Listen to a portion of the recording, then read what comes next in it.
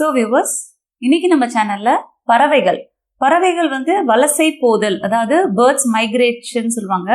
ஒரு இடத்துல இருந்து இன்னொரு இடத்துக்கு எப்படி வந்து மைக்ரேட் ஆகுது அதை பத்தி இன்னைக்கு சேனல்ல பேச போறோம். நார்மலாவே எனக்கு என்னோட பசங்களோட ஸ்கூலுக்கு போகணுன்னாலே நான் அதுல கூகுள் மேப்ஸ் எடுத்து அதுல எப்படி ரூட் போறது அப்படின்னு சொல்லி பார்த்து ஒரு 4-5 லெஃப்ட் தப்பா போய் அது கரெக்டா தப்பாவே காட்டும், அது வேற விஷயம். ஸோ அந்த மாதிரி போய் கண்டுபிடிச்சி ஒரு வழியா சேர்ந்துருன்னு வச்சுக்கோங்களேன். ஆனா இந்த பறவைகள் வந்துட்டு ஒரு எட்ஜ்லேருந்து 10,000 மைல் கணக்கான தூரங்களை கடந்து இன்னொரு எட்ஜுக்கு, அதாவது நார்த் போல்லேருந்து சவுத் போலுக்கும், திரும்ப சவுத் போல்லேருந்து கிளம்பி நார்த் போலுக்கும், அது எங்கேருந்து வந்ததோ அதே இடத்துல எக்ஸாக்டா எப்படி போய் சேருது அப்படின்றத பற்றி இன்னைக்கு விரிவாக பார்க்கலாம். அதுக்கு முன்னாடி சேனலுக்கு தான் நீங்கள் ஃபர்ஸ்ட் டைம் வரீங்க அப்படின்னா மறக்காமல் சப்ஸ்கிரைப் பண்ணிடுங்க. ஸோ இந்த வலசை போதல் அப்படின்னா என்ன, மைக்ரேட்னா என்ன, எப்படி வந்துட்டு அந்த பேர்ட்ஸ் வந்து எப்படி கரெக்டாக ஒரு இடத்துல இருந்து இன்னொரு இடத்துக்கு வருது, அதே மாதிரி திரும்ப அந்த சீசன் முடிஞ்சதுக்கு அப்புறமா அந்த இடத்துக்கே திரும்ப போகுது அப்படின்னு பார்த்தீங்க அப்படின்னா முதல்ல ஏன் வருதுன்னு பார்க்கலாம். பறவைகள் வந்து அதோடைய இனப்பெருக்கத்துக்காகவும் அந்த காலநிலை மாற்றத்துக்காகவும் அந்த தட்பவெப்பநிலை வந்து மாறுதல்னாலேயும் உணவு தேவைக்காகவும் ஒரு இடத்துல இருந்து இன்னொரு இடத்துக்கு இடம்பெயர்ந்து வருதுங்க. அது வந்துட்டு ஒரு குரூப் ஆஃப் பேர்ட்ஸ் என்ன பண்ணும், ஒரு சீசன் வந்து முடிய போகுதுன்னு வச்சுக்கோங்க. அந்த சீசன்லேருந்து அந்த சீசனுக்கு மட்டும் ஒரு 3 மாதம்னா அந்த 3 மாதத்துக்கு வேற ஒரு இடம், அதுக்கு ஏற்ற வெப்பநிலை எங்கே இருக்கோ அந்த இடத்த நோக்கி நகரும்.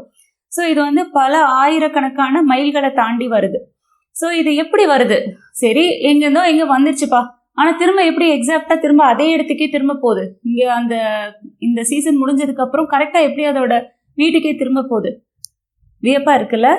அதுக்கு என்ன மெயினான ரீசன் அப்படின்னு பார்த்தீங்கன்னா, நம்ம நார்மலாகவே பூமியில் மேக்னெட்டிக் ஃபீல்டுன்னு ஒன்று இருக்குங்க. அதை பேஸ் பண்ணி தான் நம்ம ஜிபிஎஸ் வச்சுருக்கோம். அப்புறம் நம்ம ஃபார் எக்ஸாம்பிள் ஒரு காம்பஸ் எடுத்துக்கிட்டிங்கன்னு வச்சுக்கோங்களேன், அதில் வந்து நார்த் சவுத்தெல்லாம் வந்துட்டு அதை வச்சு தான் கணிக்க முடியும். ஸோ இதை பேஸ் பண்ணி தான் நம்மளுக்கு ஃப்ளைட் எல்லாம் வந்து பறக்குது. ஸோ அந்த லைன், அந்த மேக்னெட்டிக் ஃபீல்ட் லைன்ஸ் இருக்கு இல்லையா, அந்த லைன்ஸை பேஸ் பண்ணி தான் ஃப்ளைட்ஸ் எல்லாம் பறக்குது. இது பறவைகளுக்கு நேச்சுரலாகவே இயற்கையாகவே இன்பில்ட்டாக இருக்குது. அதோடைய கண்கள்லே வந்துட்டு அது வந்துட்டு இன்பில்ட்டாக இருக்குது. அவங்களுக்கு தெரியும், பேர்ட்ஸுக்கு வந்து தெரியும் நம்ம எந்த ரூட்டில் போகணும் அப்படின்றது அவங்களுக்கு தெரியும். எவ்வளோ பெரிய விஷயம் இல்லை, கடவுளுடைய அரிதான படைப்புங்க, எவ்வளோ அழகாக படைச்சிருக்காரு பாருங்கள். ஸோ இதை பேஸ் பண்ணி ஒரு பல்காக ஒரு கூட்டமாக பறவைகள் வந்து என்ன பண்ணுது, அந்த எந்த இடத்துலேருந்து வந்ததோ அதே மாதிரி அந்த இடத்துக்கே போகுது. இந்த இடத்துல போகும்போது அதுக்கு ஏற்படக்கூடிய ஆபத்துக்கள் அதெல்லாம் என்னன்னு பார்த்தீங்க அப்படின்னா, முதல்ல அவங்க வந்துட்டு நிறைய கூட்டமாக போகிறாங்க. ஸோ ஒன்று பின்னாடி ஒன்று நிறைய நெருக்கமாக போகிறதுனால அதுங்களே வந்துட்டு இடிச்சுக்காமல் போகும். நீங்கள் பார்த்தீங்கன்னா உங்களுக்கே தெரியும், நிறைய பேர்ட்ஸ் எல்லாம் போகுது, எப்படி அதுங்க கரெக்டாக அந்தந்த இடத்துல போகுது. நம்ம வந்துட்டு லைனில் போனாலே 4 பேரை இடிச்சு தள்ளுவோம்னு வச்சுக்கோங்களேன். ஆனால் பேர்ட்ஸ் அந்த மாதிரி இல்லை, அவ்வளோ அழகாக போவோங்க, வரிசையாக அப்படியே அந்த வி ஷேப்லலாம் போவோம். அது எப்படி அவ்வளோ அழகாக போகுது அப்படின்னு பார்த்தீங்கன்னா, பின்னாடி வர பறவை வந்துட்டு முன்னாடி பறவை இடிச்சிடக்கூடாது, இல்லை முன்னாடி வர பறவை பின்னாடி இடிச்சிடக்கூடாதுன்னு ஒலி எழுப்புமா. ஸோ அந்த சத்தத்தை வச்சுட்டு நம்மளுக்கு பின்னாடி ஆள் இருக்கிறாங்கப்பா, இடிக்கக்கூடாது அப்படின்றத பேஸ் பண்ணி அவங்களுக்குள்ள ஒரு அக்ரிமெண்ட்டில் பறந்து போகும் அப்படின்னு சொல்கிறாங்க. அதுக்கு அடுத்த ஆபத்து அப்படின்னு பார்த்தீங்கன்னா நம்ம தான், அதாவது மனிதர்கள் வந்து ஹண்ட் பண்ணுவாங்க சில சமயம் பேர்ட்ஸ் எல்லாம் அந்த கூட்டமாக போகிற பறவைகளில், அதில் நிறைய உயிரிழப்புகள் ஏற்படுது பேர்ட்ஸுக்கு. அதுக்கப்புறமா இந்த ஃப்ளைட் கிராஷில் நிறைய பேர்ட்ஸ் அடிபட்டு சாகுதுங்க, அது ஒன்று. அதுக்கப்புறமா மெயினாக வந்து நம்ம மொபைல் டவர்ஸு, அப்புறம் ஃபேக்ட்ரியிலேருந்து வரக்கூடிய கழிவுகள் கலந்த நீரை குடிக்கிறதுனால அதெல்லாம் வந்து அதுங்களுக்கு ஆபத்தாக இருக்குது. இவ்வளவு கடவுளுடைய அரிதான படைப்புகள் நிறைய இருக்குது.